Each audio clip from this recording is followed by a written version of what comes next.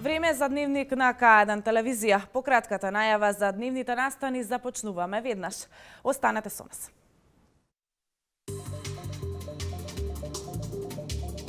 Општина Велес е втора најтранспарентна општина во Македонија за 2016-та. Студеното време во Тиквешијата предизвика огромни штети на лозовите насади. Литијата за богојавление оваа година тргнува од црквата Успение на Пресвета Богородица.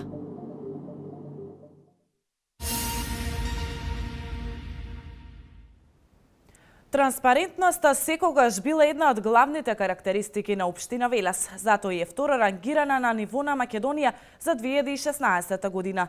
Ова го покажуваат податоците од последното истражување кое го изврши Центарот за граѓански комуникации. Валентина Михајловска ги има деталите. Општина Велес е втора најтранспарентна општина во Македонија, покажува последното истражување кое го изврши Центарот за граѓански комуникации. Истото ги опфаќа сите 81 општина, градот Скопје и 15 министерства. Транспарентноста секогаш била една од главните одлики и карактеристики на општина Велес, истакна градоначалникот Славчо Чадиев.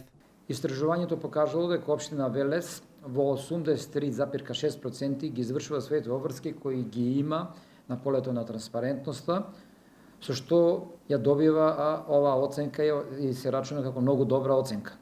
Велес е најтранспарентна општина ако се гледаат и општините од Вардарскиот регион, односно Вардарскиот плански регион. Според истражувањето, останатите општини во овој регион имаат просечна оценка од 39,1%.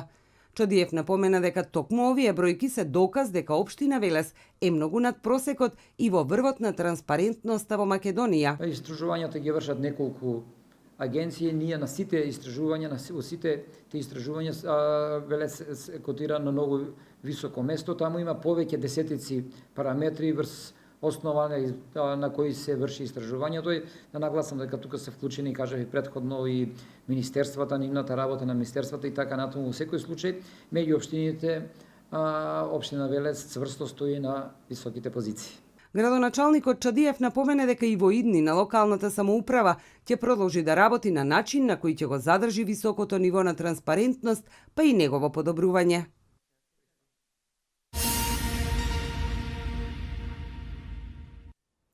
Мразот и ниските температури обраа дел од родот на лозијата во Тиквешијата. Измрзнување има од 30 до 100%, а најпогодени се незастапените сорти на грозје, смедеревка и вранец. Ниските температури, снегот и мразот кои ја зафатија Тиквешијата предизвикаа огромни штети на лозовите насади. Измерените ниски температури кои достигнаа до минус 22 степени Целзиусови, во зависност од местоположбата на лозијето, штетите се поголеми. Најзафатени се лозовите насади кои се наоѓаат по теченијата на реките Луда Мара, Црна река и низинските предели. Според советниците од Агенцијата за поттикнување и развој на земјоделството, лозовите насади кај кои веќе е извршена резидбата се најмногу погодени од студот. Најголеми оштетувања че има кај лозовите насади кај кои веќе е извршена резидбата и тука нема простор за корекции, а додека насадите кои што не се изрежани со оставање на дополнителен лак и плюс по 2, по 3 окца во зависност од степенот на измрзување, родот може да се надомести. Кај висококвалитетните сорти на грозје, како Ризлинг, Шардоне, Кабарне Севиньон и Мерло, речи си да нема оштетување, односно измрзнувањето е до 10%. Кај трпезните сорти на грозје, најмногу оштетувања има кај сортите Кардинал и Јафусали, додека подобра е состојбата кај сортите Мишел, Викторија и кај сортите Молдавија, кај и Старшински, кои и нема трагина оштетување од зимските температури. Николов ги советува лозарите кои ја немаат извршено резидбата да не брзаат, туку да почекаат да се подобрат временските услови. Ниските температури и мразот пред време обраат дел од родот на лозијата во тиквешијата. Според советниците од Агенцијата за поттикнување на земјоделството и руралниот развој, велат дека измрзнување има најмногу кај најзастапените сорти на грозје, тоа се вранецот и смедеревката. Измрзнување има од 30 до 100%.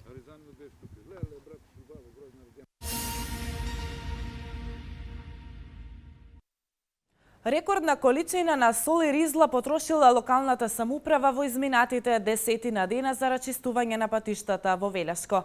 Градоначалникот Чадиев денеска на пресконференција истакна дека кризниот штаб континуирано ја следи временската состојба и ќе реагира во зависност од потребите. Јавното комунално предпријатие Дервен е подготвено за брза интервенција по зголемениот број на пријави за дефекти на водоводни мрежи. Расте бројот на пријавени дефекти на водоводната мрежа во Велес. Досега стотини пријави стигнале во јавното комунално предпријатие Дервен. Од локалната самоуправа велат дека како кризен штаб постојано се следи состојбата на терен. Паралелно, надлежните работеле и на санација на индивидуалните дефекти. Во меѓувреме се санираат дел од дефектите, најприоритетните што се, и Дервен има капацитет да работа 24 сата, луѓето има капацитет да се справи со последиците од ова исклучително ладен бран што го зафана Републиката, но го зафати и Велес. Во секој случај имаме и огромна потрошувачка на вода да нагласам. Значи досега немало во градот ваква зголемена потрошувачка на вода во изминатите 20 на години према кажувањето од Дервен. Проодни се сите патни правци кон населените места, но проодни се и локалните улици. Временската состојба на јавите на метеоролозите се следат и ќе се интервенира според потребите, вели Чадиев, потенцирајќи дека оваа зима општината досега потрошила рекордна количина на сол и ризла. Во просек во изминативе 10 на години и повеќе се трошиле негде од 8 до 10 тона сол во ток на цела зимска сезона. Сега веќе ние далеку ги надминавме тие количини. Значи може да кажам дека имаме потрошено над 24 тона сол, имаме потрошено десетици тони ризла, комбинирано, значи негде околу 40 тони имаме потрошено материјал, расфрлан по улиците, не вклучувајќи ја тука и Македонија, па што си го заврши својот дел околу расчистувањето на одредени улици во градот. Чадиев повторно со апел до сите посетители на езерото Младост. Веќе биле забележани првите напукнувања, што значело зголемена небезбедност и потреба од почитување на препораките да не се гази врз замрзнатата езерска површина.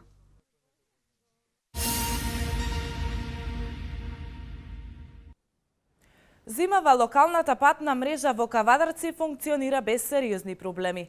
Општината и службата задолжена за зимското одржување на улиците и патиштата одговорно и сериозно пристапија кон задачата. Досега по улиците и патиштата се фрлени 60 тони сол и 150 метри кубни ризла. Снежната покривка од 15 до 60 сантиметри која падна на територијата на општина Кавадарци не предизвика посериозни проблеми во сообраќајот. Општината и службата задолжена за зимско одржување на улиците и патиштата одговорно и сериозно пристапија кон задачата. Со ангажманот на терен не дозволија и најмал застој на сообраќајот, како по градските улици, така и по локалните патни правци. Велат од службата за односи со јавноста при локалната самоуправа. Првата интервенција службата за зимско одржување ја направи паралелно со првите посериозни врнежи од снег, при што улиците од првата и втората категорија во Кавадарци, како и локалните патишта до низинските села, веднаш беа проодни и оспособени за сообраќај во зимски услови. Досега по улиците и патиштата се фрлени 60 тони сол и 150 метри кубни ризла. Општина Кавадарци, која е втора по територија во Републиката, има развиена локална патна мрежа со вкупна должина од 200 километри, која е најдолга во Македонија. Најголем дел од тоа, или 160 километри, припаѓаат на Ридско-планинскиот дел и водат кон селата од Подкожувието. Со таква ситуација на теренот, концесионерот се справува со функционален возен парк од специјализирани камиони и возила. Токму со одветната механизација на концесионерот овозможува општина Кавадарци да има оспособени улици и патишта за зимско одвивање на сообраќајот.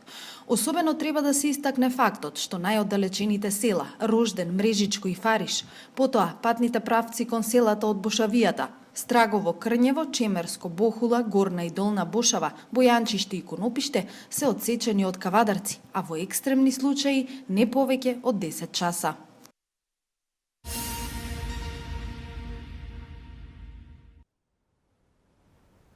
Полициска станица Свети Николе поднесе кривична пријава против ВЈ71 од Крива Паланка, одговорно лице во трговското друштво ИГМ Џомајлија од Лозово, поради постоење основано сомнение за сторено кривично дело, оштетување или повластување на доверители. Деталите во прилогот што следува.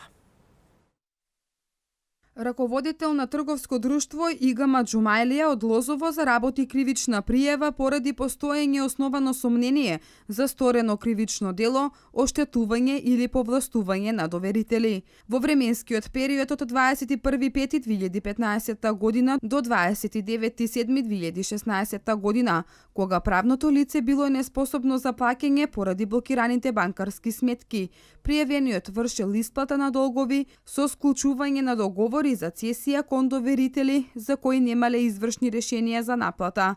Пријавениот за побарувањата од извршените продажби на производи од залихата и секундарните суровини, сопственост на трговското друштво ИГМ Џомајлија, село Сарамзалино, Лозово, во вредност од 2.404.233 денари, свесно склучувал и подпишувал договори за цесии и со нив затворил долгови на ИГМ Џомајлија во вредност од 1.869.650 денари.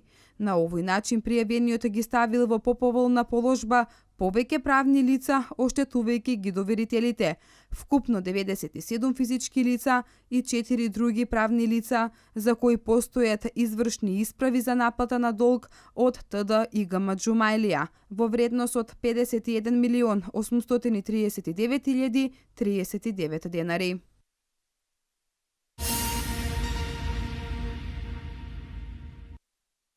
Агенцијата за катастар на недвижности денеска го промовираше новиот проект за масовна проценка на недвижностите. На промоцијата се обрати директорот на Агенцијата за катастар на недвижности Славче Трпески, кој освен за новиот проект, говореше и за извештајот од регистарот на цени и закупнини. Нов проект за масовна проценка на недвижности денеска промовираше Агенцијата за катастар. Првиот човек на агенцијата, Славчо Трпески, истакна дека во наредниот период ќе се врши системска проценка на сите недвижности на територијата на Република Македонија и секоја недвижност ќе добие својата пазарна вредност. Во февруари оваа година, Агенцијата за катастар на недвижности ќе спроведе теренско собирање на податоци за недвижностите потребни за системот за масовна проценка во 4 пилот општини.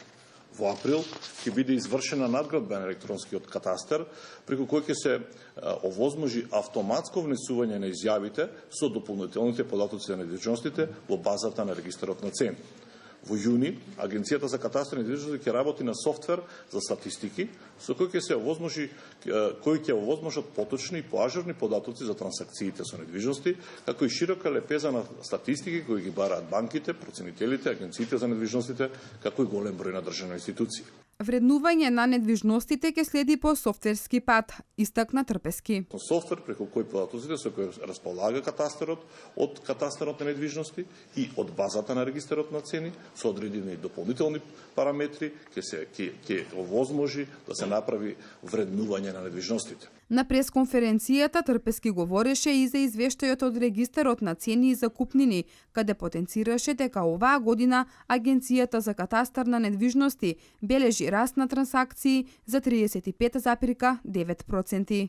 Најголем број на трансакции во овој квартал се забележани во месец септември, кога се регистрирани 2174 трансакции, додека најмал број на трансакции се регистрирани во месец јули само 1801 трансакција. Трпески потенцираше дека во третиот квартал од 2016 година евидентирано е зголемена продажба на новоградби. Во тек на изградба се 8332 станови на цела територија на Република Македонија, а 2807 ново изградени станови се нудат на пазарот на недвижности.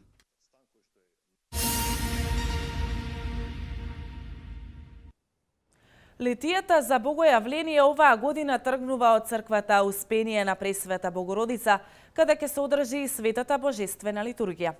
Колешката Валентина Михајловска разговараше со отец Драги Гаштарски и ги има деталите.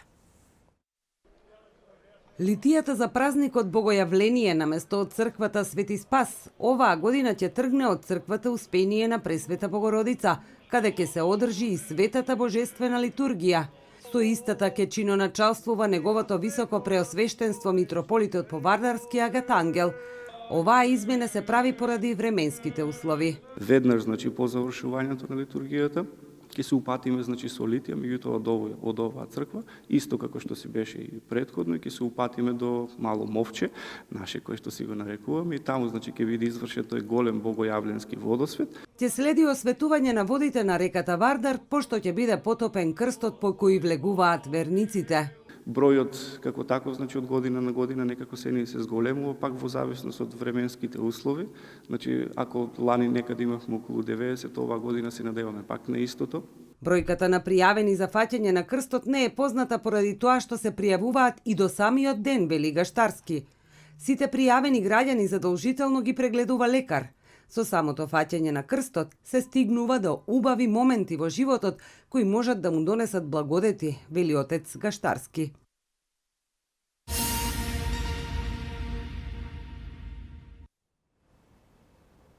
Над 35% од македонскиот извоз се продуцира во технолошко-индустријските зони, а третина од извозот се машини и транспортни уреди, истакна министерот за финансии Кирил Миновски на годишната конференција Евромани, која се одржува во Виена, на која учествува заедно со гувернерот на Народната банка Димитар Богов.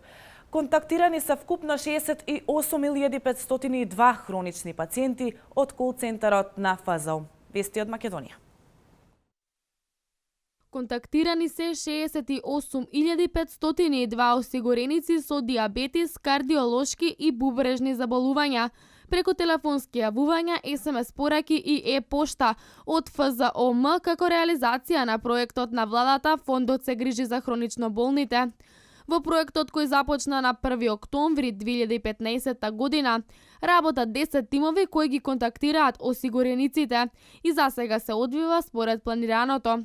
Преку овој проект заболените се советуваат за основните информации за нивната терапија, начинот на исхрана и животен стил преку кој им се укажува важноста за нивното сопствено здравје, да ги слушаат препораките на лекарите и да се однесуваат посовесно во своето здравје, што покрај нив ги засега и нивните најблиски. Преку овој разговор, осигурениците имаат можност да прашаат и за другите права од здравственото осигурување, како и за користење на новите електронски услуги на фондот. Во соопштението стои дека тимовите кои што работат на овој проект им се јавуваат на осигурениците со трите хронични заболувања, да ги информираат за заболувањето, кои прегледи треба редовно да ги прават со цел да се стопира можна прогресија на болеста. Овие податоци се од тимови кои се составени од вработени во поголеми подрачни служби како што се Скопје, Тетово, Штип, Битола, Струмица, Велес, Прилеп и Куманово.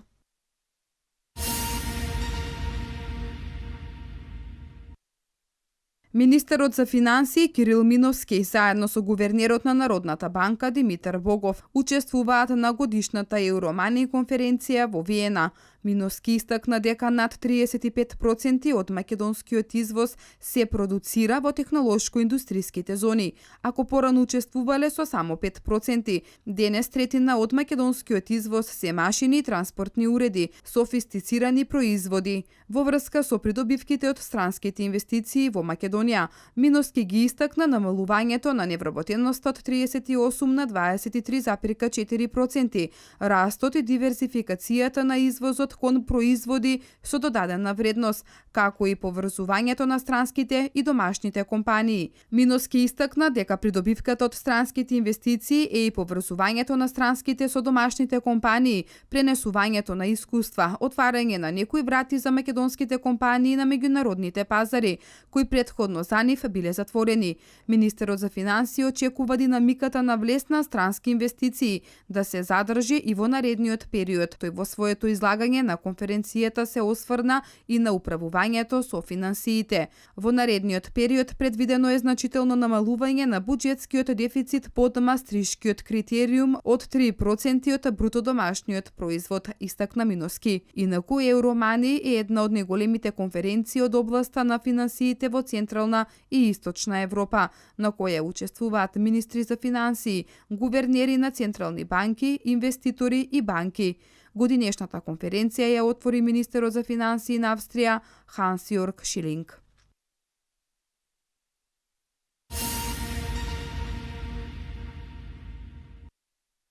Според податоците на Државниот завод за статистика, прометот во индустријата лани во ноември е зголемен за 11,9%, во споредба со истиот месец од претходната година. Во однос на октомври 2016 година пораснал за 2,8%, а во првите 11 месеци од 2016 за 10,2%. Во споредба со ноември 2015 прометот во индустријата остварен на домашниот пазар има пораст од 6,7%, а на странските пазари пораст од 13,2%.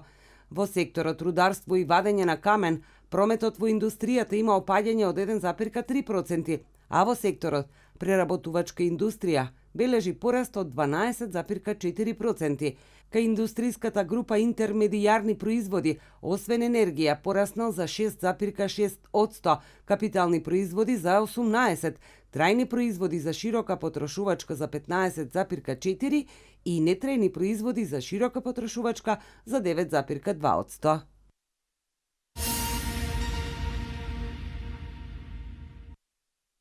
За 0,2% поени во однос на претходното 3 месечие е намален индикаторот на доверба во трговијата на мало во четвртото 3 месечие од минатата година, а зголемен за 1,6% поени во однос на истото 3 месечие во 2015 година, соопшти Државниот завод за статистика. Податоците говорат дека економската состојба на деловните субјекти во четвртото 3 месечие од 2016 година е поповолна во однос на претходното 3 месечие и во споредба со истото 3 месечие од 2015. Се очекува дека ќе биде понеповолна во наредните 2-3 месечија. Количината на залихите пак е зголемена во однос на претходното 3 месечие. Продажните цени во четвртото 3 месечие од 2016 година минимално се зголемиле во однос на третото 3 месечие, а очекувањата за продажните цени во наредните 3 месеци се дека ќе се зголемат.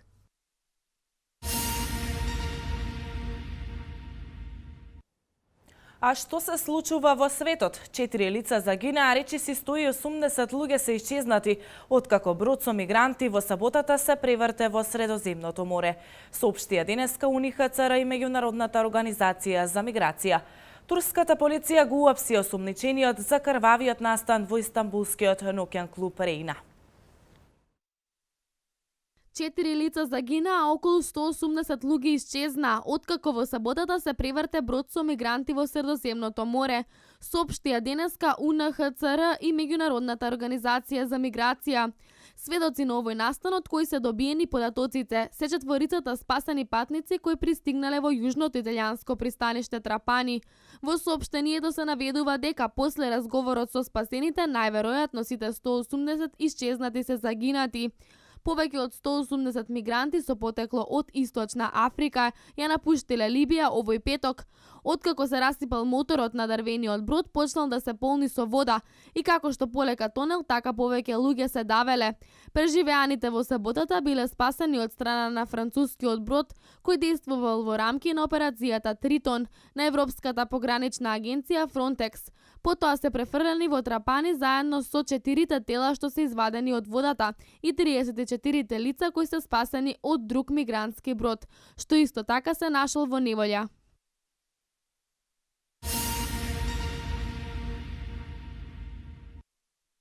Узбекистанецот Абдулгарит Машарипов осомничен како извршител на нападот во истанбулскиот ноќен клуб Рейна, каде животот го загубија 39, а повредени беа 66 лица. Рано и сутринава е уопсен, пренесуваат турските медиуми. Во организирана акција турската полиција кратко по полноќ го апсила во домот на неговиот пријател во истанбулскиот кварт Есенурт. Првичните информации на турската полиција биле дека тој 3 дена по убиството стигнал во домот од каде што и бил уапсен. Заедно со него полицијата уапсила уште 4 лица. Турските медиуми пренесуваат дека осумничениот убиец на распит е однесен во дирекцијата за безбедност во Истанбул.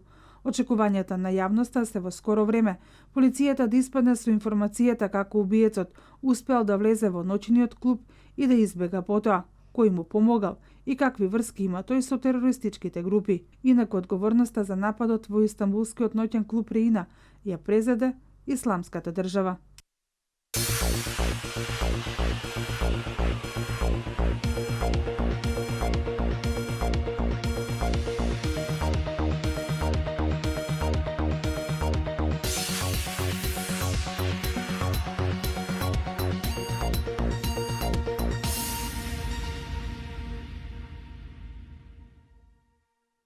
Денеска имаме повремен слаб снег, а на југоисток повремен слаб дожд. Конкретно денот врнежите ќе се интензивираат.